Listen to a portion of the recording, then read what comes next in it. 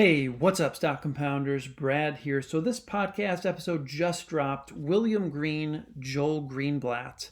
This is incredible. So, William Green goes and writes, I think, the best investment book of the year last year in 2021. Little did I know that was just the warm up. Right now, he's interviewing basically all of those investors that he highlighted in Richer, Wiser, Happier. Howard Marks, Joel Greenblatt. It's phenomenal. And this talk is action packed. We're going to learn in this talk whether the magic formula still works today, whether Tobias Carlyle's claims about the acquirer's multiple actually outperforming the magic formula are true, and how Joel Greenblatt invests in his personal account. Okay, there's so much good stuff in here, so let's dive right in. As always, I'm going to share my highlights and expand on some of them. So, right off the bat, Joel Greenblatt, part of what you get paid for in this business is your stomach. Okay? Things can happen in business that you can't predict. Are you set up to survive so that you can play another day? In order for us to get to the promised land, we've got to stay alive. Okay? It's pretty hard to compound from zero. So, that's all about risk. Understanding in any given investment what are the odds of losing my shirt in that particular investment. He gives a great example, really funny example. I'm sure funny to him in retrospect. One of his first investments was this kind of park in Florida. Okay, so he's using someone else's money to invest in this park. It's a really great investor that has trusted him with their money. So he makes this investment in the park. And a few weeks later, part of the park falls into a sinkhole. Okay, so it's not something you can underwrite as a risk factor. I mean, maybe Joel Greenblatt would do that now if there were another Florida property that he were looking at. But things just come out of left field in investing. And so you can't put all of your eggs in one basket. The next point here is fascinating to me. I don't consider 6 to 8 names making up 80% of your portfolio particularly concentrated. Okay, most investors would look at that and think that is, insanely concentrated. 6 to 8 positions being 80% of your portfolio. But I love how Joel Greenblatt frames this. Okay, it's kind of a reframe from most stock market investors, how they look at diversification.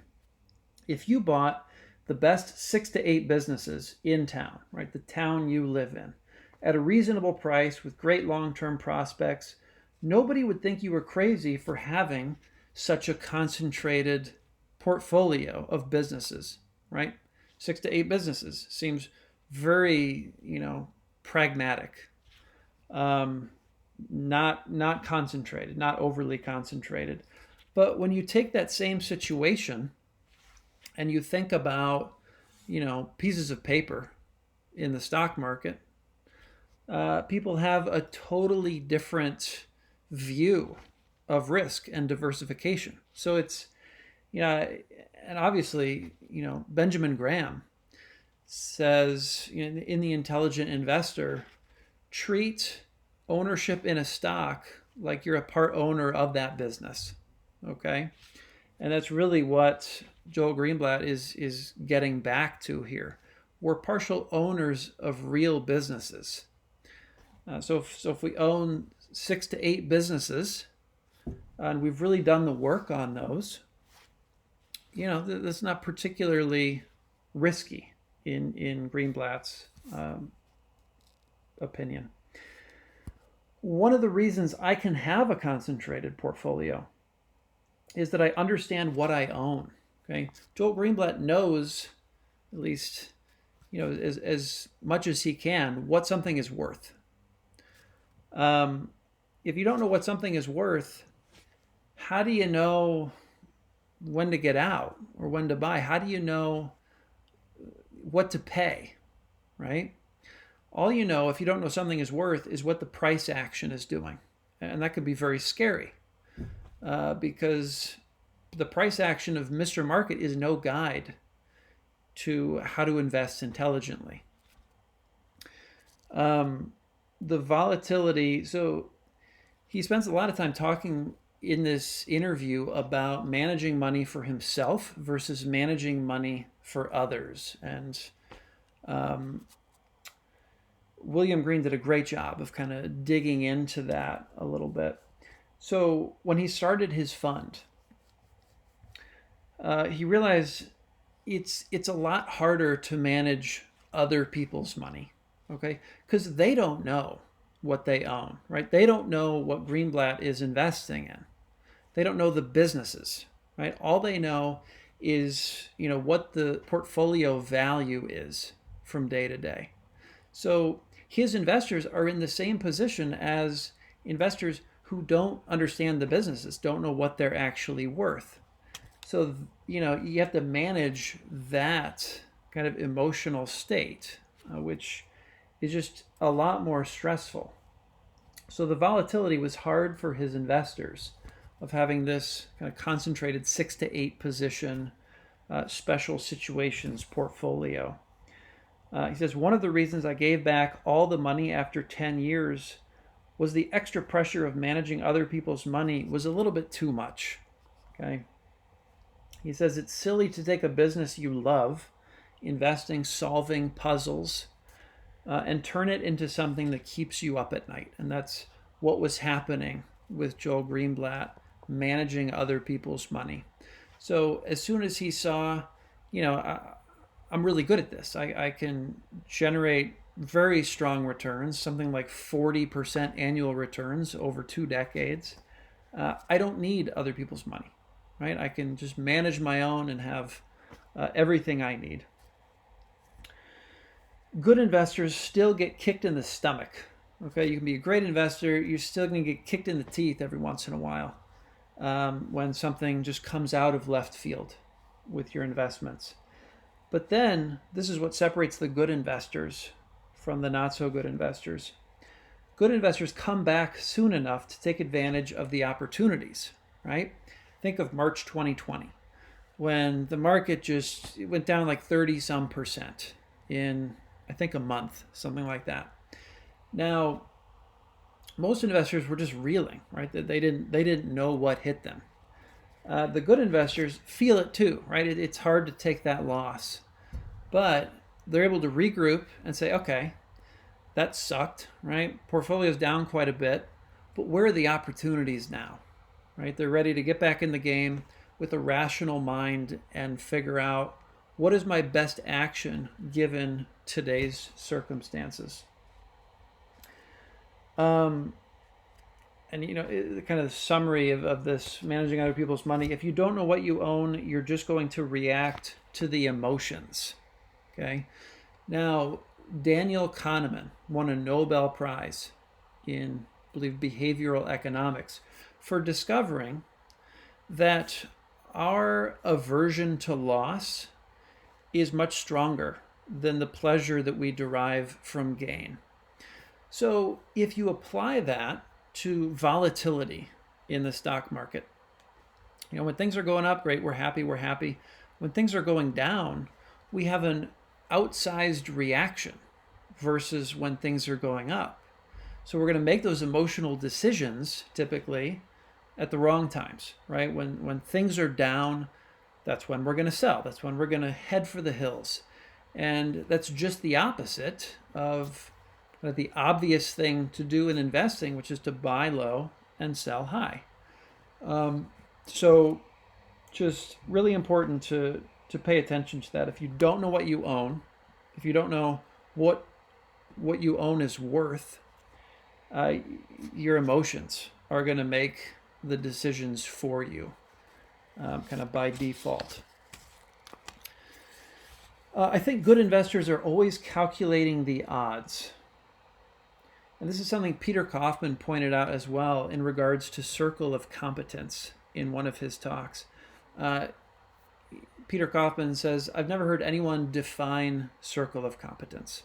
Okay, Peter Kaufman defined it. Circle of competence is when you can determine the odds of success on a decision. So that's what good investors do. They know how to calculate the odds, and they only play when the odds are in their favor, right? When they have house odds. Talks about Bitcoin. Everybody's asking about Bitcoin these days. Joel Greenblatt on Bitcoin. Bitcoin is never going to earn any money. Gold is never going to earn any money. To me, they are speculative because I have no intelligent way to value them. Okay? So bear in mind, Joel isn't saying Bitcoin is speculative. He's saying to him it's speculative because he doesn't know how to value it. You're going to miss thousands of investment opportunities that work out great for other people, really getting into kind of envy here. Just concentrate on the things that you can figure out, okay, and ignore the rest. Such wise advice. It's circle of competence, right? Focus on the things where you can calculate the odds of success and only play when the odds are in your favor. Yeah, it's tough to do. And that doesn't mean we should be static with our circle of competence either. It doesn't mean we shouldn't learn new things. Doesn't mean we shouldn't expand the circle of competence. But it does mean don't bet money that you can't afford to lose outside your circle of competence, outside what you could determine the odds of. I've been around long enough to know that I don't know most things. I love that statement. This is from one of the greatest investors of, the last 4 or 5 decades. It says, I know enough to know that I don't know most things. Okay? That is a profound statement. I know a few things, and I stick to investing in the few things that I know. Okay? What could be simpler than that? I'm not dismissive of Bitcoin. I just really can't figure it out. I have no basis on which to say it's going higher or it's going lower. I'm invested in a very small battery technology company that I think may change the world and likely will go bankrupt. Okay, so Joel Greenblatt clearly sees this as a speculative play. The odds are not in his favor on this one. And because of that, he just sizes it appropriately. I didn't put a big part of my portfolio in it, but I think it's fun to learn. Having a little bit of skin in the game, some money in it, makes it more fun for Greenblatt to learn about it. Having that ownership stake drives him to really follow the company and learn about all this new stuff. But from a risk perspective, he's not making a risky bet on it because that portfolio sizing, the position sizing, is appropriate for the position, for the company. I really like this example. So to figure out how much I could pay for a great business like Moody's, I reverse engineered Buffett's purchase of Coca-Cola. So Joel Greenblatt, this wasn't lost at him, this idea of paying up for great businesses, okay? There are situations where that's worth doing. But Greenblatt wasn't sure, well, how much should I pay up for Moody's? So what he did was he looked at Buffett purchasing Coca-Cola. And he figured out what did Buffett pay for Coca-Cola. And he made the adjustments for the differences in the businesses between Moody's and Coca-Cola. Coke had to reinvest some of its money to grow. Moody's didn't really have to make reinvestments to grow.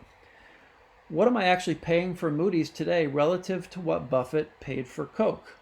Okay, Buffett got about a 4x on Coca-Cola in 5 to 8 years, somewhere in there. Buffett paid $10 for Coke, and after all the adjustments, we were paying $13 for Moody's. Okay, so Buffett went from $10 to $40 over 5 to 8 years.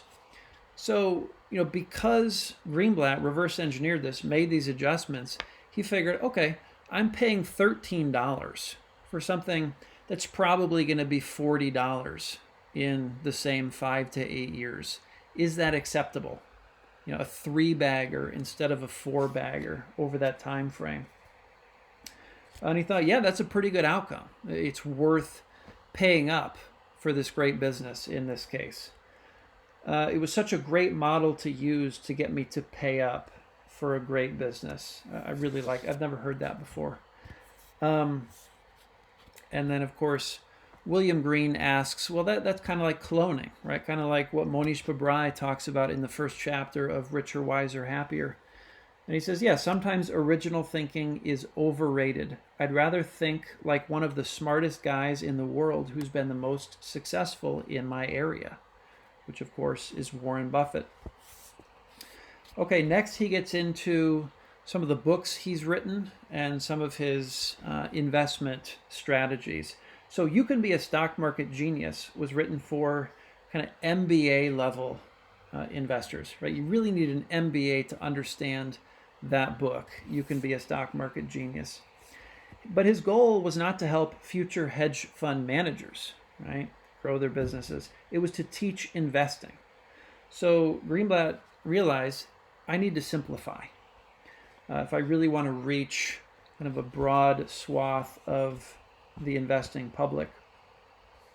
He says, the practice of writing and teaching really helped me simplify. Of course, Joel Greenblatt was a professor at Columbia Business School and wrote numerous books on the topic of investing.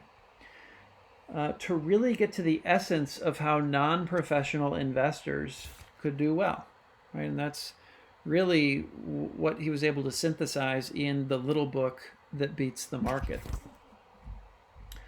Ben Graham had his own magic formula, which was buying stocks only when they were selling below liquidation value. He had a portfolio around 30 stocks with that characteristic, that selling for very cheap, below liquidation value. If you can't lose money, most of the other alternatives are good. This is an incredibly important point here. If you can't lose money, Pabrai talks about this a lot, where if you really focus on the downside, if you invert, right? This is a Charlie Munger inversion principle here. Most investors want to figure out, how do I get the highest returns? But if you invert that, what you want to do is you want to avoid losses. Okay, if you can avoid losses, the alternative outcomes, right, are all good, because you're not going to lose money. So you're going to end up in the other direction as a byproduct of that. I was always fascinated that just by buying a pile of stocks that had a certain characteristic could make you money. Okay, what Graham really put together. So he said, okay, how do we do this? How do we create kind of a crude metric for a quantitative portfolio that could make money? Let's find a crude metric for good.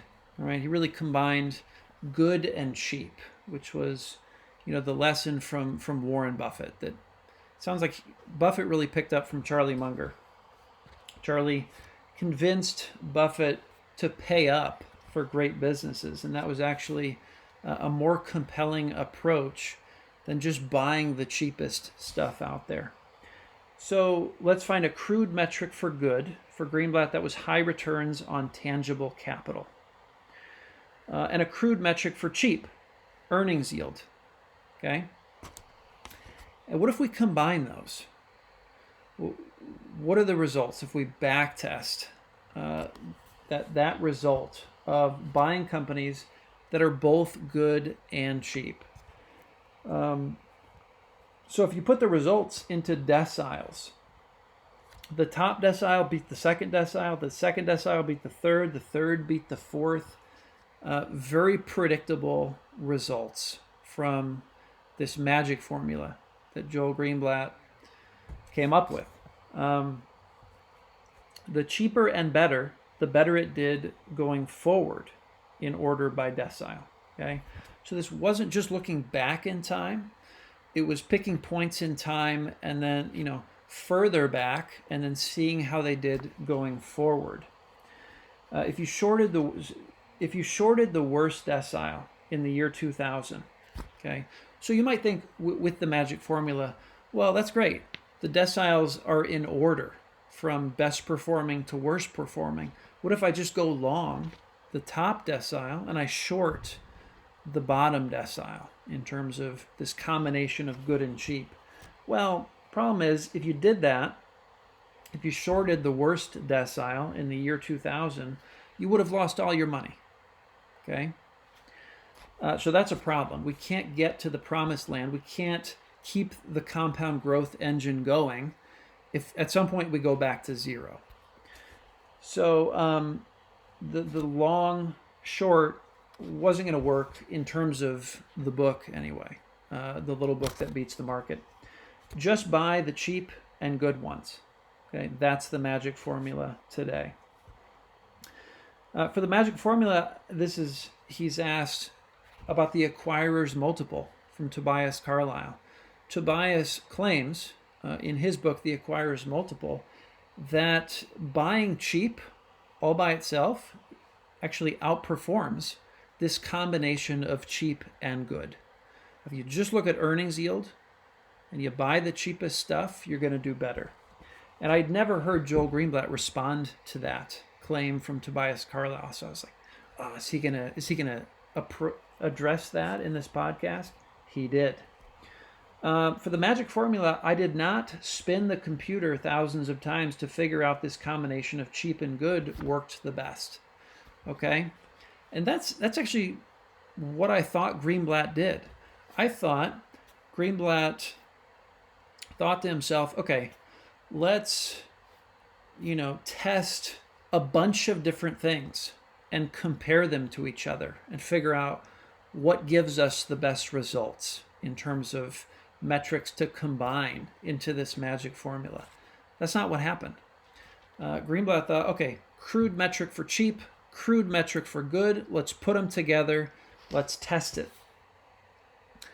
What happens? It worked great. It worked incredibly well. And it worked in order by those deciles. So that was it. He had found the formula. I agree. Here it is. I agree that cheap also works very well. It happens to be more volatile. And then later on, he says, if you just buy cheap, it does do better. But it's also more volatile. Now, you might think, well, so what? So what if it's more volatile? Obviously, this is a quantitative approach, right? It's a, no thinking approach. So of course, I'm going to go for the one that performs better. But,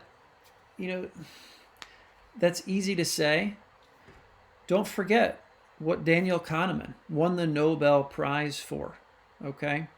If you are trying to carry out some kind of mechanical investment approach, and you have these huge fluctuations, right? How long are you going to be able to sit through those to get to the other side, right? So, yes, if you just buy cheap, it does better. It's also more volatile. Greenblatt decided, it sounds like he may have known this back when he created the magic formula. He decided, well, if I'm trying to help the most number of people, and this is really just a plug and play approach, people don't understand the businesses, right? I think probably what's best for the most people is this combination of good and cheap. So that's what he rolled out. But it is validation for Tobias Carlyle to hear from Joel Greenblatt himself that if you just buy cheap, it does better. So that's a big takeaway from this talk for me. He's asked about his own investing. What does he do with his own money? I run portfolios both ways, and they're both good. We've run a portfolio since 2010 that's more weighted to cheap than good, and it's done incredibly well, almost as good as the S&P 500. Okay. Now, Some people might look at this and think, well, that's funny. He must be joking. How could he say it's done incredibly well if it hasn't performed as well as the S&P 500? I mean, if you look at the S&P 500 since 2010, this is an anomaly, guys. What's happening right now is an anomaly. So, because Joel Greenblatt is really able to take the long-term horizon into consideration, I don't think he's joking here. I think he can say that this kind of magic formula version that he's been running since 2010 has done incredibly well, even though it hasn't been keeping up with the S&P 500. I don't think that's inconsistent. It's 11 years. 11 years is a long time to underperform the S&P 500 and still stick with an approach. But I think Joel Greenblatt thinks, the approach he's using is superior to just buying the index, buying the S&P 500. And we just have a weird 11 years here for a number of reasons. It's a deep value portfolio, which has crushed any value portfolio during that time. So comparing his version of the magic formula here with any other value portfolio, it's far and away done better. So here he talks about what the S&P 500 is likely to do over the next couple years based on 30 years or so of data that Greenblatt has versus some of his magic formula type portfolios. He says, based on my models, it looks like the S&P 500 will have a single-digit return over the next 2 years. Okay, that's based on 30 years of data looking back. That deep value portfolio should earn 35 to 40% over the next couple of years based on that same historical data. Okay, so obviously no guarantees here.